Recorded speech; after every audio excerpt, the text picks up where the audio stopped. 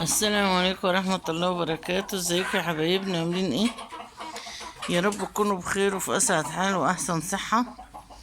اللهم صل وسلم وبارك على سيدنا محمد وعلى اهله واصحابه اجمعين. اللهم صل وسلم وبارك على سيدنا محمد في الملأ الاعلى وفي كل حين. اللهم صل وسلم وبارك على سيدنا محمد وعلى اهله واصحابه اجمعين. ازيكم يا حبايبنا؟ عاملين ايه؟ يا رب تكونوا بخير وفي اسعد حال واحسن صحة. اللهم إني أصبحت أشهدك وأشهد حملة عرشك وملائكتك وجميع خلقك إنك أنت الله لا إله إلا الله وحده لا شريك له، له الملك وله الحمد وعلى كل شيء قدير، ولا حول ولا قوة إلا بالله العلي العظيم. ربي أسألك خير هذا اليوم، فتح ونصر ونور وبركة وهدى، وأعوذ بك من شر ما في هذا اليوم وشر ما بعده. ربي أعوذ بك من الكسل وسوء الكبر. ربي أعوذ بك من عذاب في النار وعذاب في القبر. اللهم صل وسلم وبارك على سيدنا محمد وعلى آله وأصحابه أجمعين. ازيكم يا حبايبنا؟ عاملين ايه؟ وحشتوني، بقالي كتير ما صورتش التور معاكم. اتشغلت بقى طبعا بالأكل والطبيخ والبيت تحت وكده، وبقيت أطلع على السريع وأنزل على السريع، يعني يا دوب أحط لهم أكل وأحط لهم مية وأنزل. من ساعة ما عملت لهم بقى طبعا أمنتهم بالأوضة بقى والسقف ده، وأنا ايه يعني شبه ان انا ايه بقيت مطمنة عليهم اكتر يعني. فما بقيتش بقى ايه زي الاول يعني كده اهتم بيهم بقى وخلاص، بقى طمنت ان هم مش هيجرالهم، مش هيطيروا، مفيش حاجة تاكلهم الحمد لله يعني. بس فانا حبيت اوريهم لكم طبعا. ما شاء الله، اللهم صل وسلم وبارك على سيدنا محمد.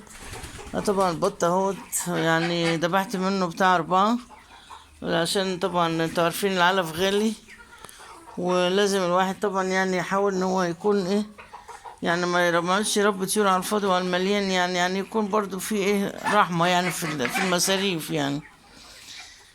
دولت كمان عشان ان هم يعني بلدي هم لسه صغيرين طبعا، ما مش نافعين مثلا ان هم يذبحوا دلوقتي، لسه صغيرين جسمهم ضعيف طبعا.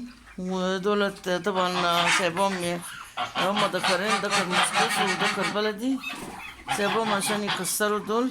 ده هما بيبيضوا ان شاء الله يعني، وشهم احمر اهم كلهم اهم ما شاء الله. هو فيهم واحدة بتبيض دلوقتي بس.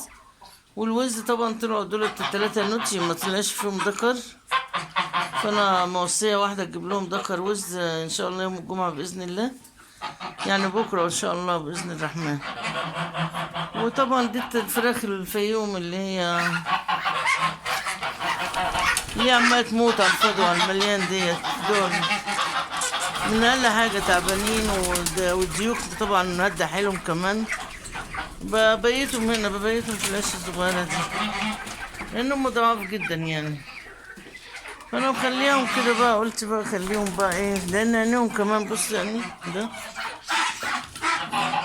بصوا عيني عاملة ازاي، 3/4 منهم وجعاهم ما بيشوفوش، فبخليهم هنا عشان الديوك ما يبهدلهمش.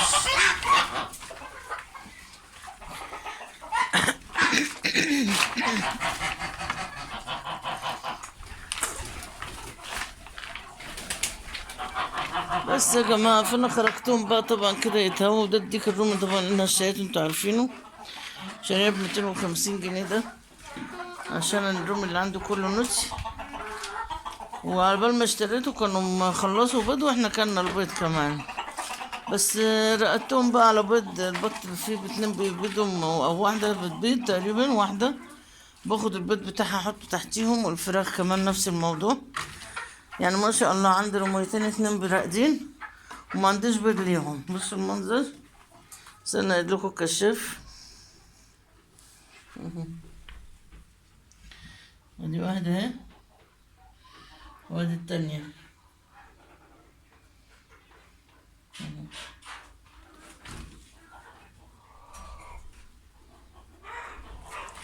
رميتين 2 راقدين ومفيش بيض. والبط كمان طبعا هتخلص البيض عايزة ترقد، وانا عمال اخد البيض بتاعها احطه تحتهم هي والفراخ. يعني عندي حاجات كتير عايزة ترقد وما عنديش بيض، وممكن يبقى عندي بيض وما عندي حاجة ترقد. بص يا سبحان الله، يا لازم تيجي كده حاجات غريبة كده في تربية الطيور يعني. يعني مش دايما الواحد اللي هو عايزه بيحصل عليه. بس نقول الحمد لله والشكر لك يا رب العالمين على كل يجيب ربنا. يعني هو ما فيش حاجة بإيدينا، يعني هو كل شيء بتاع رب العالمين. فاحنا ما علينا الا احنا سبب، وربنا سبحانه وتعالى هو بقى اللي ايه قادر بقى مثلا يدينا حاجة بترقد، يطلع لنا حاجة فاقسة، حسب بقى اللي هو قاسمهن، لأن ده رزق يا جماعة، مش شطارة والله، ده هو رزق والله يا جماعة. وربنا يقدم الخير بقى إن شاء الله بإذن الله. حبيت أوريكم بس كده الطيور لأن طبعا أنا كنت دايما بصورهم لكم، فطبعا بقى لي حوالي شهر دلوقتي ولا حاجة ما صورتش. فان شاء الله باذن الله يا جماعه نشوفكم على خير، واعملوا لنا لايك واشتركوا في القناه، وباذن الله يا رب كده يبارك لكم في حاجتكم ويبارك لنا ان شاء الله في حاجتنا. وان شاء الله باذن الله يا رب العالمين نلتقي على فيديو جديد في فيديو جديد باذن الله، ونشوفكم على خير، والسلام عليكم ورحمه الله وبركاته.